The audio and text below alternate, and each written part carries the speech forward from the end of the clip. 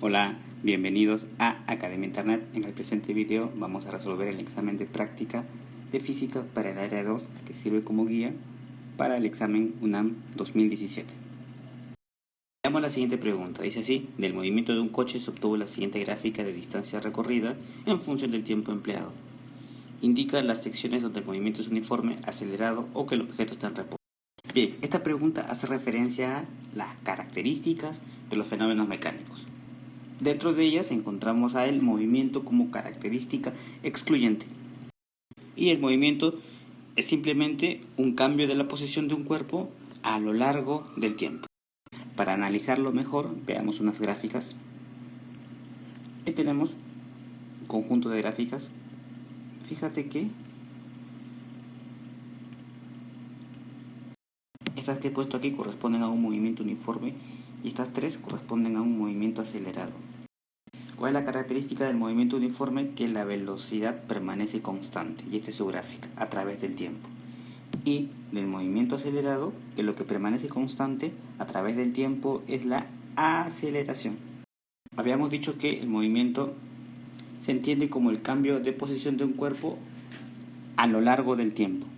Por eso todas las gráficas están en función del tiempo. Muy bien, analicemos movimiento uniforme. Fíjate que es una gráfica posición versus tiempo y tiene otra gráfica velocidad versus tiempo. La gráfica velocidad versus tiempo es así. Esto me indica que es constante. Porque si tú ves, está variando el tiempo, pero indica la misma velocidad. Con tal que aquí está variando la posición en función del tiempo. Y así es como puedo reconocer un movimiento uniforme. Y bueno, el movimiento acelerado, como ya hemos dicho, la aceleración es constante. Aquí se aprecia cómo varía el tiempo y sigue la misma aceleración, el mismo valor. Esta aceleración constante lo que trae como consecuencia es una variación de la velocidad. Fíjate que tengo aquí una recta. Varía la velocidad en función del tiempo. Y bueno, aquí tengo la gráfica posición versus tiempo. La anterior era velocidad versus tiempo. En la gráfica posición versus tiempo, esta es la curva que describe. Es una parábola cuando está acelerando. Aquí tengo otros ejemplos del movimiento acelerado. Esta es la parábola cuando la aceleración es positiva, y cuando la aceleración es negativa, fíjate cómo la parábola va hacia abajo. Bien, con esta información creo que podemos responder las preguntas que están aquí, porque me dice que analice, de acuerdo a la siguiente gráfica, posición, bueno, ponen distancia versus tiempo. Indica las secciones donde el movimiento es uniforme, acelerado o que el objeto está en reposo. Esta es una gráfica posición versus tiempo, estamos acá. Vamos a marcarle así y así. Entonces tengo que encontrar o bien una recta para movimiento uniforme o bien una parábola para movimiento acelerado. ¿Ok? Ya sabemos la teoría. Entonces esto que está aquí es una parábola, sería movimiento acelerado. El 1, ¿verdad? Y el 3. Este es una línea recta, sería movimiento uniforme. Y bueno, esto no lo hemos visto, pero deducimos que esto es reposo. ¿Por qué está en reposo? Porque fíjate que el tiempo está avanzando, sin embargo, aquí tengo una línea que está apuntando el mismo valor para la distancia. O sea que la distancia como que está constante. Eso solo ocurre si está en reposo. Entonces, la respuesta sería esto, ya que el movimiento uniforme en el bloque 2, en el bloque 1 y el bloque 3 acelerado, y reposo el último bloque. Aquí lo más importante es reconocer el tipo de gráfica que corresponde a cada movimiento, pero también es importante descubrir los elementos que están participando. Por ejemplo, aquí era posición versus tiempo, pero si me daban una donde teníamos velocidad versus tiempo, entonces la gráfica de movimiento acelerado era esta línea, y para movimiento uniforme en velocidad versus tiempo es esta línea horizontal, y esta es una línea oblicua. La pregunta era con respecto a distancia versus tiempo, por eso que esta línea oblicua representa movimiento uniforme y esta parábola va a representar mi movimiento acelerado. Tener presente eso. La siguiente pregunta dice así: 3 caballos jalan una carreta de 500 kilogramos en la misma dirección. cada uno de los caballos ejerce una fuerza de 1500 Newton sobre la carreta. Si no hay fricción entre la carreta y el suelo, la fuerza total con la que esta es jalada es de... Y bien, para responder esta pregunta, yo tengo que conocer este concepto, el de la superposición de fuerzas. Esta es la situación que nos presenta. Ahí están los 3 caballitos y aquí está la carreta. Pues bien, el principio de superposición establece que si varias fuerzas actúan igual o simultáneamente sobre un cuerpo, en este caso la carreta, la fuerza resultante es igual a la suma vectorial de las fuerzas que actúan independientemente sobre el cuerpo. Vamos a interpretar esto porque tengo que conocer algunos conceptos. Bueno, ahí tengo mi caballito. Aquí está. Esto es lo que yo te decía de la superposición de fuerzas. Sobre este cuerpo está actuando la fuerza 1, la fuerza 2 y la fuerza 3. Entonces la fuerza resultante es esta de rojo, que está como que representando a estas 3. Y es la suma vectorial precisamente de estas 3. Entonces estas 3 fuerzas están de negro y bueno, se reemplaza por esta fuerza resultante. Ese es el principio de superposición de fuerzas. Ahora bien, yo sé lo que tú estás pensando. ¿Qué son estas flechitas que están aquí? ¿Cómo es eso de suma vectorial? Bien, brevemente vamos a hablar sobre lo que es un vector. Un vector simplemente es una flechita, así lo puedes entender. ¿Qué es una flechita? Un segmento de recta dirigido. Aquí está. Esto es un vector, donde lo que está de rojo vendrá a ser la dirección. Aquí tenemos una gráfica donde nos muestra las partes de un vector. La dirección es esto de rojo. El módulo es lo que mide la flechita, o sea, el vector. Sentido, fíjate hacia dónde está dirigiéndose, porque también puede estar dirigiéndose hacia abajo. Y este es el punto de aplicación. Estas son las partes de un vector. Ahora, ¿por qué es importante saber esto? Porque, veamos, si yo quiero averiguar el vector resultante, que es este que está aquí, por ejemplo, de estos 3, la suma vectorial me da este de rojo. Existen algunas propiedades para calcular el vector resultante, ya que estamos hablando de suma vectorial, y la suma vectorial no es la suma aritmética. Mira, suponte que tengas 2 vectores así, con la misma dirección y el mismo sentido. Y aquí tengas otros 2 vectores con la misma dirección, pero sentidos opuestos. ¿Cómo calculo el vector resultante? Bien fácil, aquí sumo y aquí resto aritméticamente. Entonces, si tuviese un montón de vectores con la misma dirección y el mismo sentido, o sea, la flechita, la cabecita de la flecha, se van a sumar. Y si tengo vectores que tienen la misma dirección, pero sentidos opuestos, o sea, unos van para la derecha, otros van para la izquierda, entonces se van a restar. Positivos podrían ser los que van para la derecha y negativos los que van para la izquierda. Así es como se entiende esto. Ahora, ¿qué tal si tienes vectores perpendiculares, como aquí? El vector resultante ya no puedo sumar ni restar, porque aquí estos no tienen la misma dirección. Mira, uno está así y otro está así. Por lo tanto, se calcula con el teorema de Pitágoras. Cuando los vectores forman 90 grados. Recuerda que los vectores pueden formar cualquier ángulo. Bueno, si forman 90 grados, como aquí, vectores perpendiculares, así se calcula la resultante. Por supuesto que este tema es mucho más amplio y apasionante de los vectores. Sin embargo, aquí solamente hemos hecho una mirada superficial para entender la situación que nos presenta el problema. Aquí, volvamos. Entonces me dicen que 3 caballos están jalando la carreta y esto vamos a suponer que sea el sentido. Esta es la dirección, ¿verdad? Esta es la dirección y el sentido es esa flechita. Todos tienen el mismo sentido, sí, porque todos están jalando en la misma dirección y sentido. Dice que 1500 newton. Cada uno de estos es 1500 newton. Escribimos los datos ahí y luego tú dices voy a calcular la resultante. La resultante quiere decir la fuerza total, en otras palabras. Por lo tanto voy a sumar vectorialmente estos. Pero como tienen la misma dirección y sentido, entonces el vector resultante, la suma vectorial es una suma aritmética. ¿Sí? Ahí está. 1500, 1500 más 1500 me da 4500 newton. Y eso que está ahí es la solución de este ejercicio. Bien, la respuesta sería la letra D. Aquí hay que recalcar que estamos hablando de vectores. La fuerza es una magnitud vectorial. Sin embargo, aquí me dicen que la carreta, por ejemplo, que tiene una masa de 500 kilogramos. Eso no interfiere en el análisis que estamos haciendo. ¿Sí?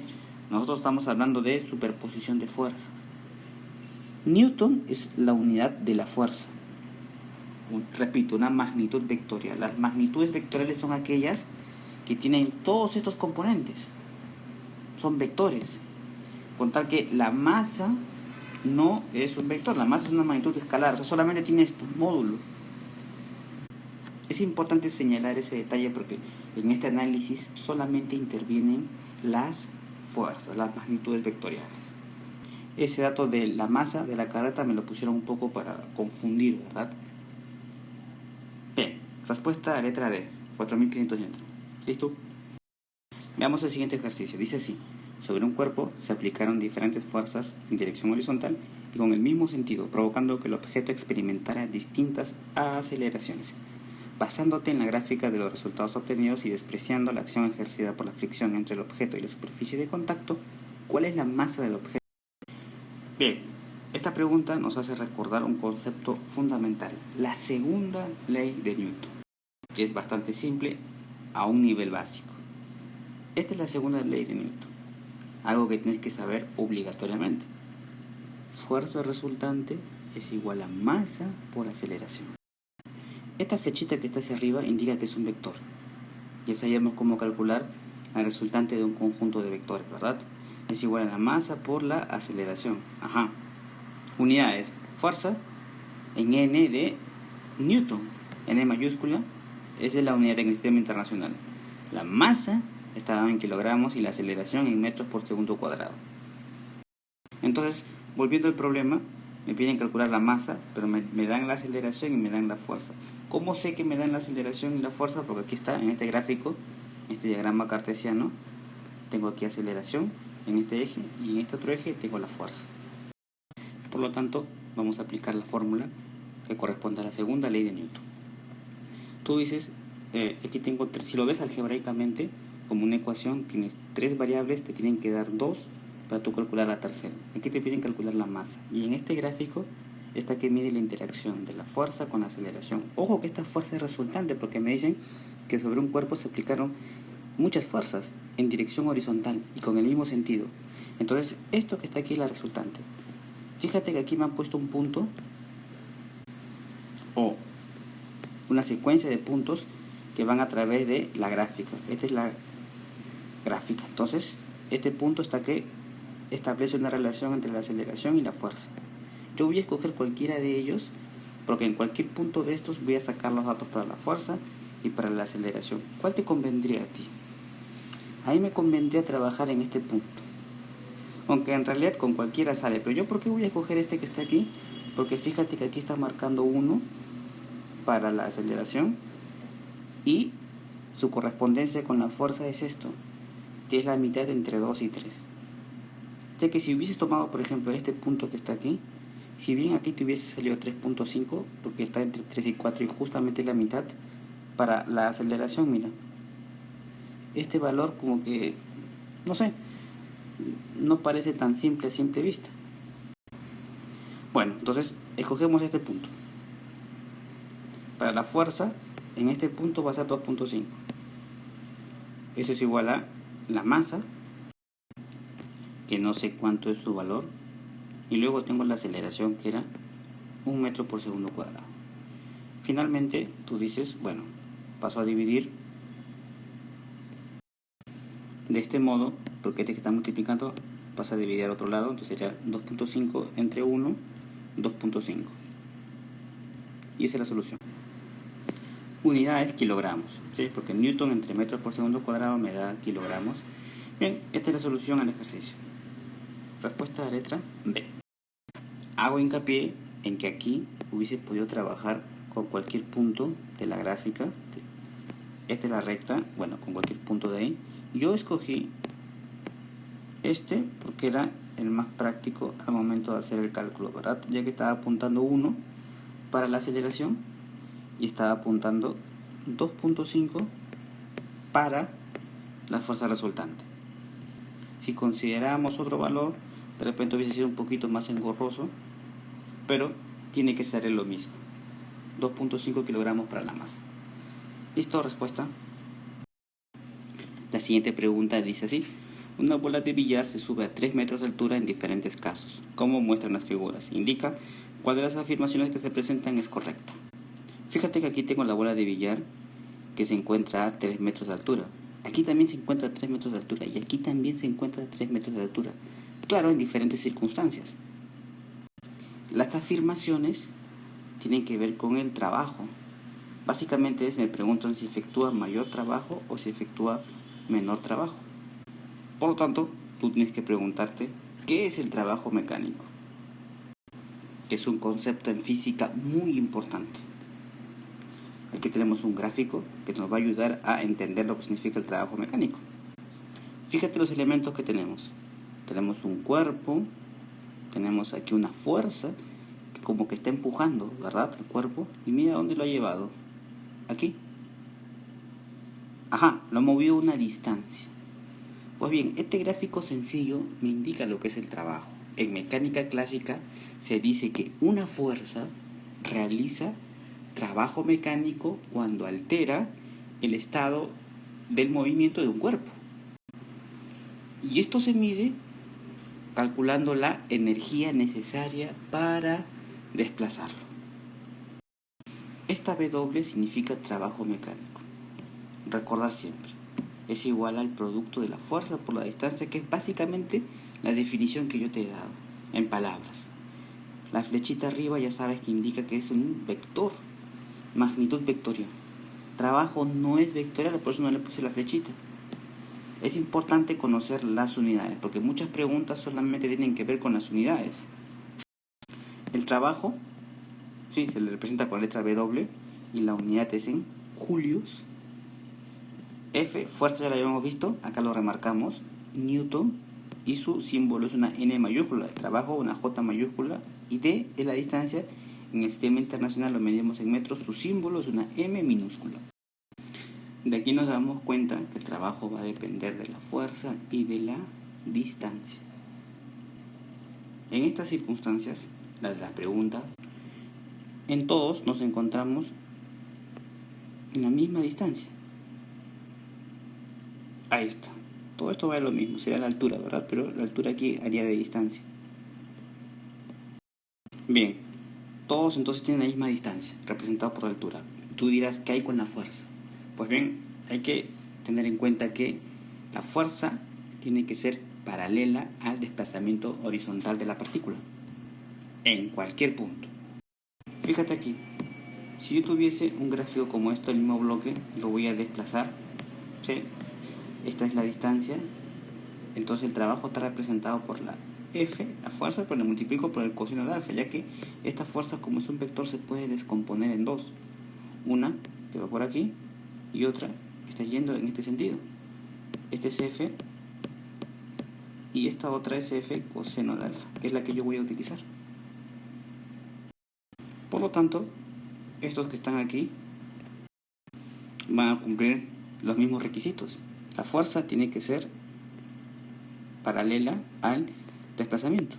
Si desplaza en este sentido, voy a trabajar con esa componente. Por lo tanto, van a tener la misma fuerza y la misma distancia. La respuesta tiene que ser necesariamente la D. En los tres casos se efectúa igual trabajo.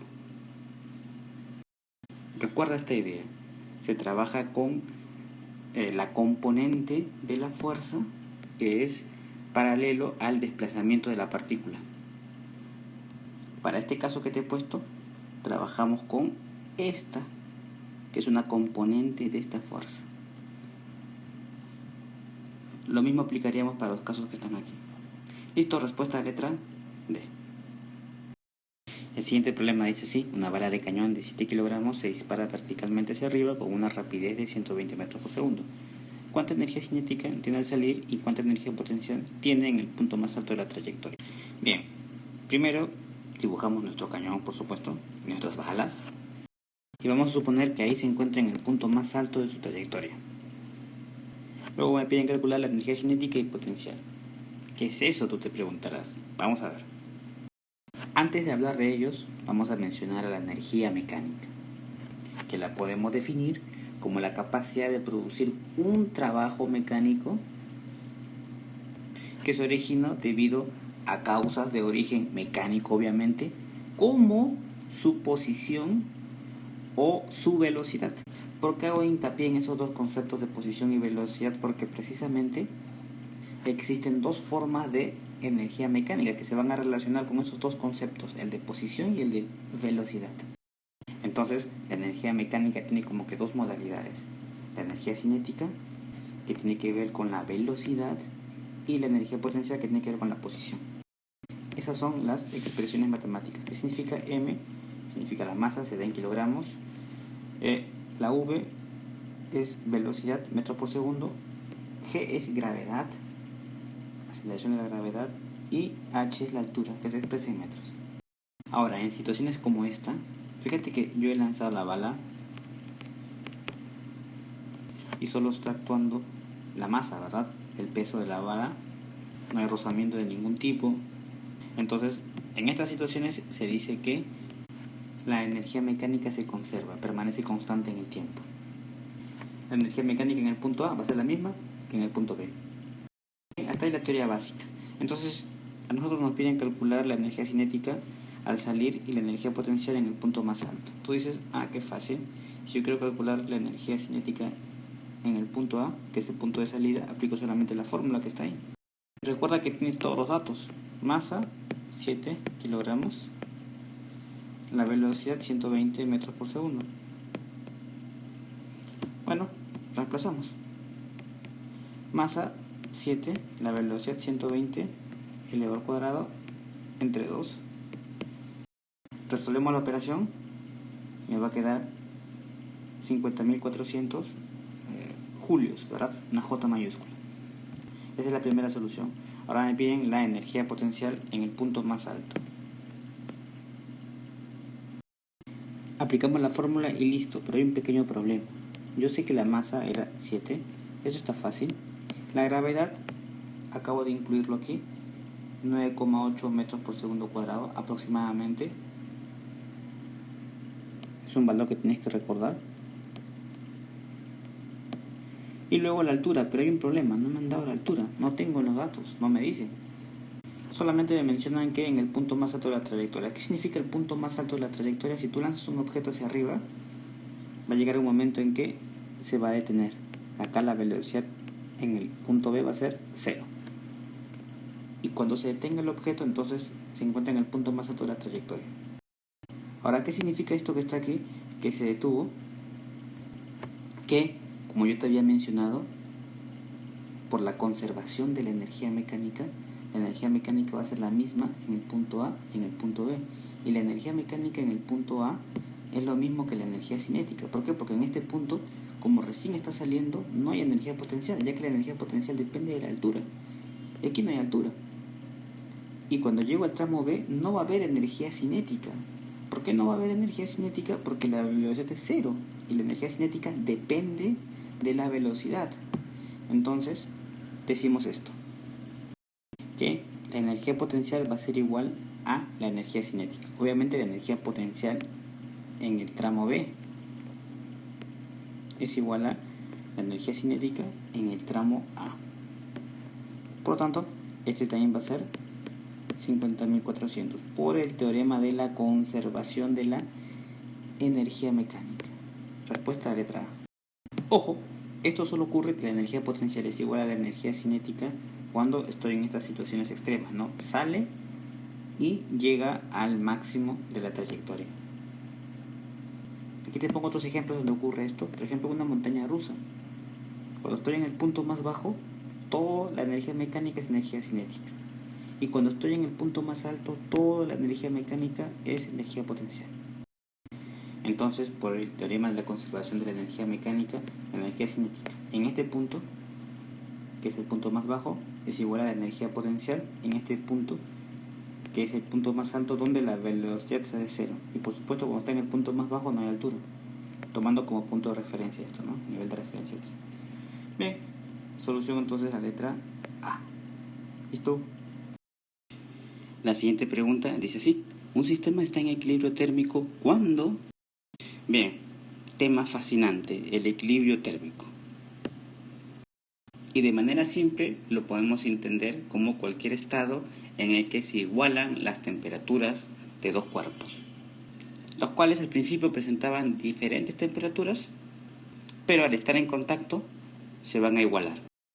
Así de simple y fácil es el concepto. Veamos un pequeño gráfico que nos ilustra esto. ¿Sí? Cuando un cuerpo se encuentra a una baja temperatura decimos que está frío. Y si hace contacto con otro a alta temperatura, que le llamamos caliente, recibe ese calor, entonces este cuerpo se va a entibiar. Por esta razón decimos que el calor siempre pasa de un cuerpo a otro. Es una energía como que de transferencia, ¿verdad? Siempre el calor pasa del cuerpo caliente al cuerpo frío, nunca al revés. Ese traspaso de calor es lo que se conoce como equilibrio térmico. Por supuesto, tienen que estar en contacto. ¿Dónde se aplica este principio? Fácil. Fíjate en el termómetro. El termómetro en principio es un dispositivo capaz de medir su propia temperatura. Entonces, si tú quieres saber la temperatura de una persona, utilizamos el termómetro. ¿Y cómo es que determina eso? Fácil. Se pone el termómetro en contacto con la persona y en 1 minuto o 2 alcanzan el equilibrio térmico. Esto quiere decir que uno sube su temperatura un poquito y el otro baja. Entonces, en ese momento de equilibrio térmico, tanto el cuerpo, o sea, la persona, como el termómetro se encuentran a la misma temperatura. Por lo tanto, la temperatura que indique el termómetro será también la temperatura del cuerpo en cuestión. Pero ojo con este detalle. Lo que el termómetro está indicando es su propia temperatura, que se equiparó con la de la persona a la que le estás midiendo la temperatura por el fenómeno precisamente de equilibrio térmico, y de esa manera yo conozco su temperatura. Pues bien, un sistema está en equilibrio térmico cuando su temperatura es igual a la de otro sistema con el que está en contacto térmico. ¿Listo? Solución. Letra B. Bien, la siguiente pregunta dice así: para convertir un valor de temperatura Celsius a su valor equivalente en la escala Kelvin de temperaturas se emplea la siguiente expresión. Esto se relaciona con las escalas de temperatura. Veamos una escala de temperatura. Esto que está aquí son escalas de temperatura relativas. Y esta que está aquí, absoluta. Bien, en principio hay que entender lo que significa temperatura, que no es lo mismo que calor. La temperatura mide el grado de movimiento molecular. Ojo con ese detalle. Aquí tenemos escalas relativas Celsius y Fahrenheit. F, C de Celsius, F de Fahrenheit. Fíjate las relaciones que se establecen. Por teoría sabemos que 0 grados indica el punto de fusión y 100 grados centígrados va a indicar el punto de ebullición. 100 grados centígrados equivale a 212 grados Fahrenheit. 0 grados centígrados equivale a 32 grados Fahrenheit. Y bueno, la escala absoluta, aunque en este esquema está comparando Kelvin con centígrados, solamente escala absoluta se hace referencia a Kelvin, ¿sí? Porque centígrado es relativa. ¿Qué quiere decir absoluta? Que contempla el famoso cero absoluto. ¿Y qué significa el cero absoluto? Habíamos dicho que temperatura mide el grado de movimiento molecular. Pues al cero absoluto no hay movimiento molecular. Con tal que el 0 de Celsius sí hay movimiento molecular.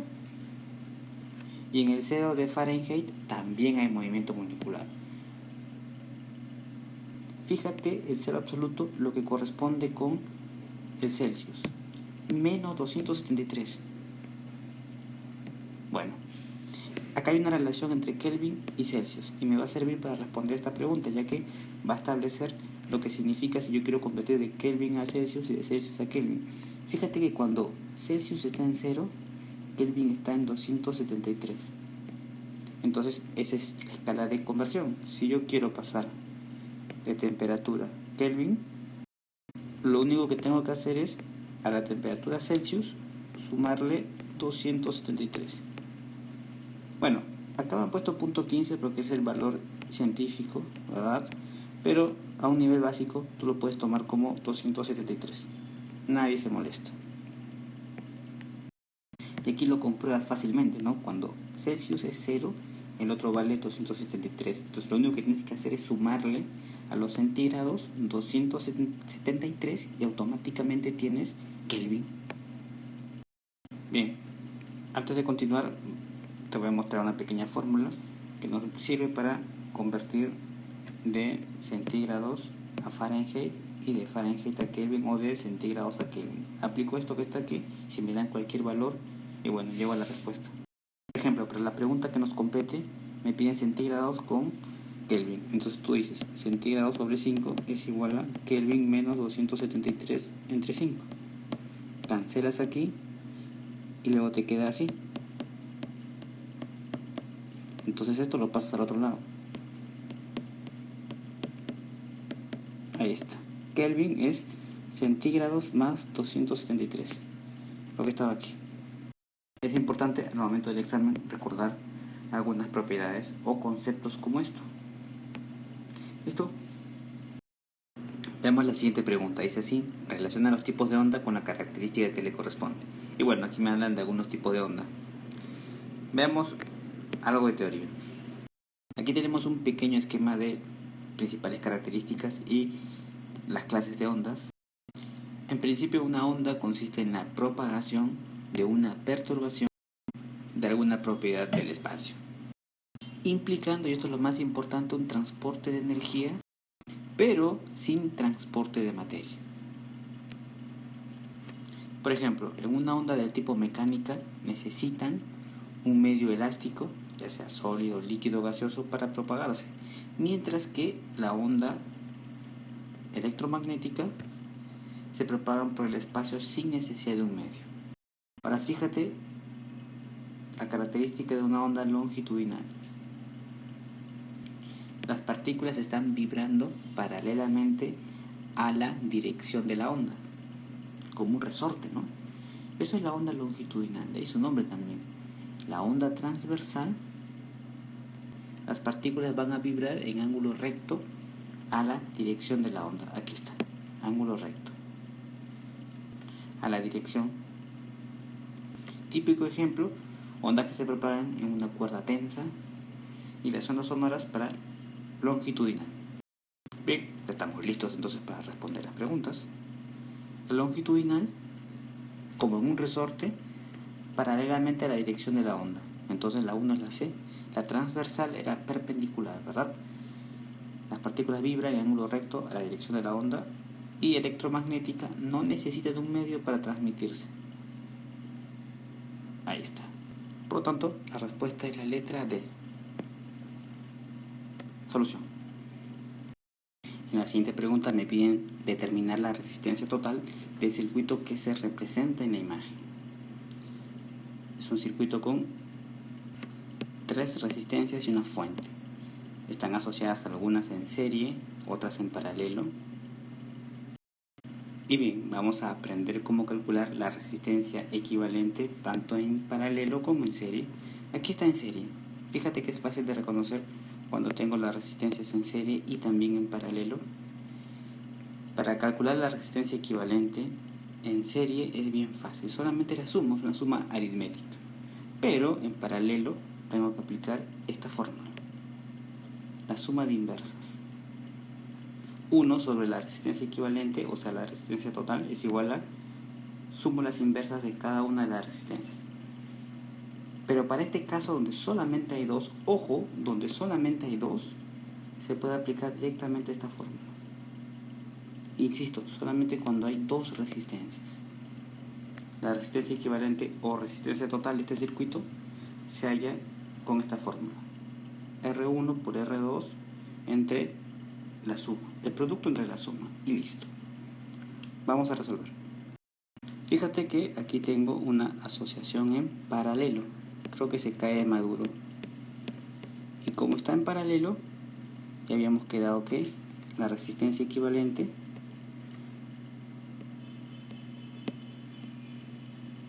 era igual al producto entre la suma. Pero R1 sería esto y este sería R2 para este caso. Entonces tú dices 4. Esto significa ohmio. es la unidad de las resistencias. Voy a poner solamente los números, 4 por 6 y aquí 4 más 6.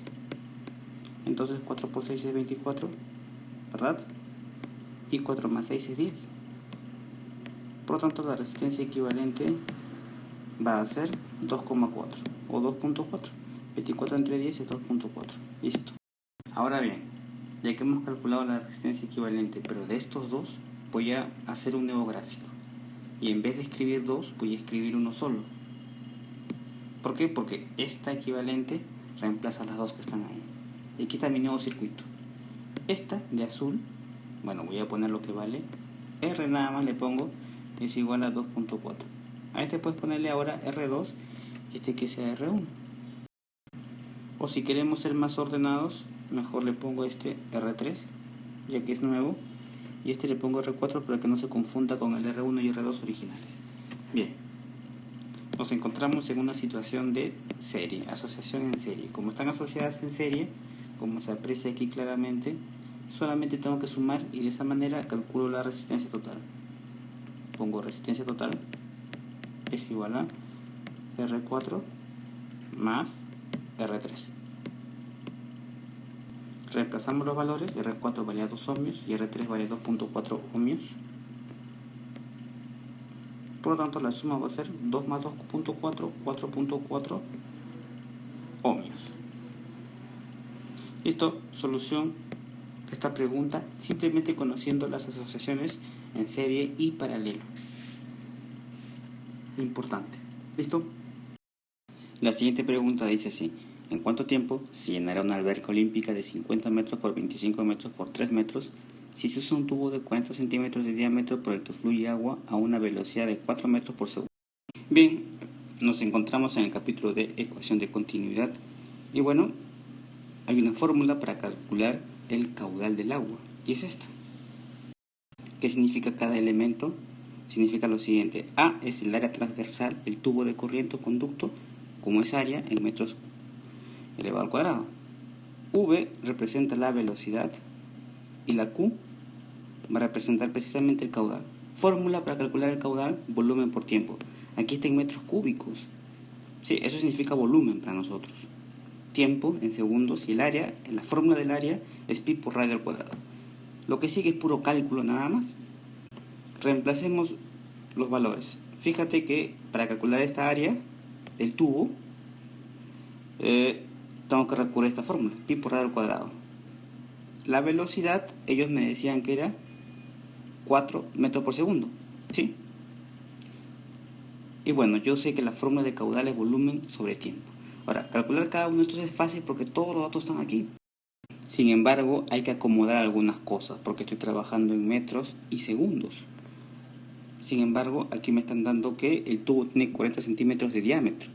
Y no me dan el radio, sino el diámetro. Pero tú sabes que el radio es el diámetro entre 2, o sea, la mitad del diámetro. Eso nosotros ya lo sabemos. Por lo tanto, si me dan 40 centímetros el tubo, yo trabajo con el radio, la mitad, 20 centímetros. Pero tengo que trabajar en metros. Por lo tanto, le divido por 100, ya que un metro tiene 100 centímetros. Entonces el radio va a ser no 40 centímetros ni tampoco 20 centímetros, sino 0.2 metros. Lo obtuve bien fácil. Vamos a reemplazar. En vez de radio pongo 0.2. Ya tengo pi por radio al cuadrado. Bueno, esta era la velocidad, da todo el problema. Ahora bien, ¿cómo calculo el volumen? Es fácil porque me dicen que tengo una alberca olímpica y el volumen se calcula multiplicando las tres dimensiones. Date cuenta que si multiplico metros por metros por metros me da metro cúbico y eso es la unidad de volumen. Una alberca olímpica tiene la forma de un paralelepípedo y su volumen es multiplicando sus tres dimensiones. Ahí está, entre tiempo. Es precisamente lo que me están preguntando, ¿verdad? ¿En cuánto tiempo? Entonces ya está prácticamente resuelto porque tienes todo y te piden esto. ¿Cuánto vale pi? Aproximadamente se suele trabajar con el valor de 3.14. Cuando elevo esto al cuadrado me sale 0.4. Este sigue siendo 4 metros por segundo. Ahora voy a multiplicar estos 3. 50 por 25 por 3 me da 3750 metros cúbicos, metros por metros por metros.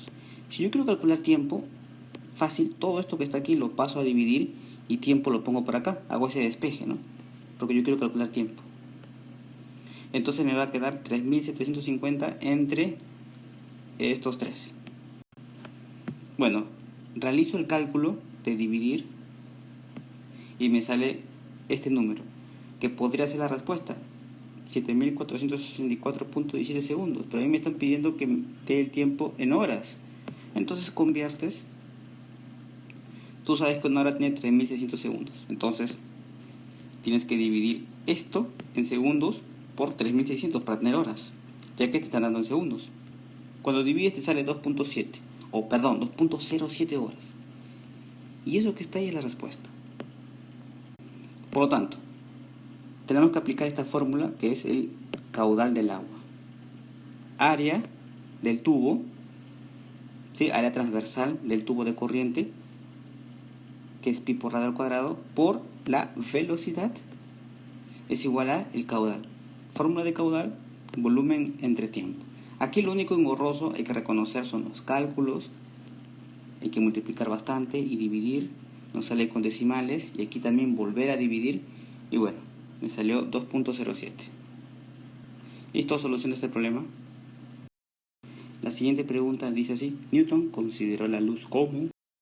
Pues bien, en esta pregunta nos están hablando sobre el modelo corpuscular, que fue el modelo que defendió Sir Isaac Newton, quien mediante numerosos experimentos sobre la naturaleza de la luz le llevaron a formular su teoría general sobre la misma, o sea, su modelo corpuscular, que según él está formada por corpúsculos y se propaga en línea recta y no por medio de ondas.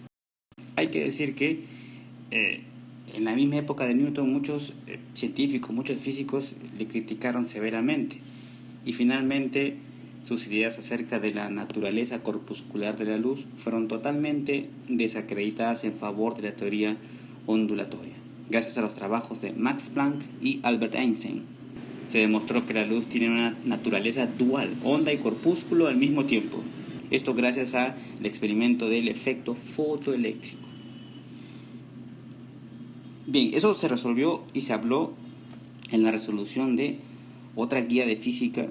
Así que invitamos a los estudiantes a que repasen las otras guías de 2017 donde se complementan, ¿verdad? Bueno, volviendo a la pregunta, Newton consideró la luz como, lo dije, una corriente de partículas materiales emitidas por una fuente luminosa. Así de simple. Eso es el modelo corpuscular, que se contrapone al modelo ondulatorio. ¿Listo? La siguiente pregunta dice así: el modelo de Thomson establece que... Y para responder esta pregunta tengo que conocer los modelos atómicos. ¿Qué significan los modelos atómicos? Pues bien, un modelo atómico es una representación estructural de un átomo que trata de explicar su comportamiento y propiedades. A lo largo del tiempo existieron varios modelos, por supuesto unos mejores que otros, hasta llegar a uno definitivo que es el modelo actual. Este es el modelo de Dalton, una esfera maciza, y surgió en el contexto de la química. Fue el primero con bases científicas. Luego tenemos el modelo de Thomson, que es el famoso pudín con pasas, donde los electrones vendrían a ser las pasas de este pudín atómico, ¿no? Toda la masa del pudín sería positiva y están incrustadas ahí las pasas que vienen a ser los electrones. Luego tenemos este modelo, que es el modelo del señor Rutherford, que tiene como valioso aporte que fue el primero que distingue entre el núcleo central y una nube de electrones a su alrededor. Casi parece un modelo planetario. Él lo hizo también con un experimento. Bombardeó una placa metálica y descubrió que la mayoría de rayos atravesaban la placa, pero unos pocos se desviaban. Entonces él concluyó que existe un núcleo y luego hay una nube electrónica, pero hay una gran separación entre ellos.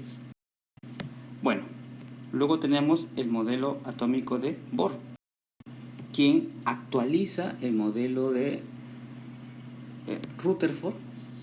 Además le aplica algo de mecánica cuántica, por eso se dice que es un modelo cuantizado del átomo con electrones girando pero en órbitas circulares. Luego tenemos el modelo del señor Sommerfeld, quien actualiza el modelo de Bohr. Si bien el modelo de Bohr lo que hace es cuantificar el modelo de Rutherford, o se le aplica mecánica cuántica, ya Sommerfeld se dice que relativiza el modelo de Bohr-Rutherford. A la sazón ya hay otros científicos que han avanzado en el campo de la ciencia, por eso el modelo se hace un poquito más perfecto. Esta ya es una versión relativista. Y luego tenemos el modelo actual. Hay que hacer hincapié que en el modelo de Sommerfeld las órbitas son elípticas, a diferencia del modelo de Bohr, que las órbitas eran circulares. Y bueno, el modelo actual, que ya sabemos que es un modelo matemático probabilístico. Tenemos una zona nuclear y una zona extranuclear. Diferencias con, por ejemplo, el modelo de Sommerfeld es que ya no hablamos de órbitas, sino de orbitales. Y un orbital es una región del espacio en la que la probabilidad de encontrar un electrón es máxima. Es un modelo mecánico cuántico, se dice, ¿no? Bien, ya con esto podemos responder la pregunta. Creo que se cae de madura, ¿verdad? El modelo de Thomson.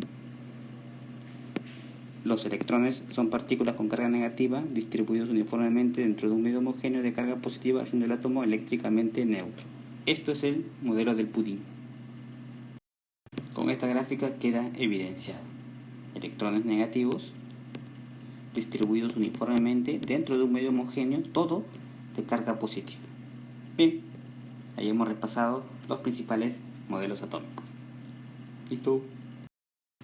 Bien, chicos, hasta aquí la solución del examen de práctica física área 2, guía UNAM 2017. Te recomendamos que para que complementes esta explicación veas las otras guías de física de las otras áreas. Y bueno, si el video te gustó, comparte en tus redes, suscríbete, es muy importante para nosotros eso. Éxitos y sigan conectados a Academia Internet.